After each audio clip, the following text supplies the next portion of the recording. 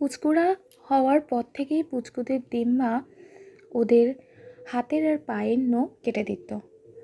সদ্যোজাত বাচ্চা আমি খুব ভয় পেতাম যে কিভাবে ওদের নখ কাটবো। ইভেন আয়ামাসিও পর্যন্ত বলে দিত যে না, ওইসব কাজ করতে পারবো না। তো এরকম অনেক বাচ্চাদের বিষয় যেগুলো আজকে আমার মার কাছ থেকে আমি শিখেছি। মা সব কিছুই হাতে ধরে এইভাবে শিখিয়েছে।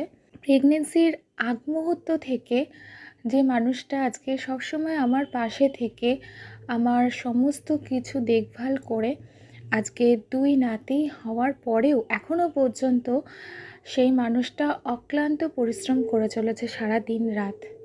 তাই ভাবি মা কি করে পারে এত কষ্ট সহ্য করতে।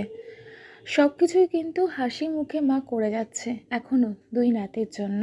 এখন আমি মা হয়েছি, এখন আমিও বুঝতে পারি সত্যি মা হওয়া মুখের কথা নয়। রাতের পর রাত জেগে ঘুম ত্যাগ করে বাচ্চাকে বড় করার নাম মা।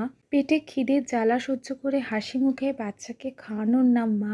শত কষ্টের মাঝেও সন্তানের মুখ চেয়ে বেঁচে থাকার নাম মা। বাচ্চার থেকে একটু দূরে থাকলে বারবার দুশ্চিন্তা করার নাম মা।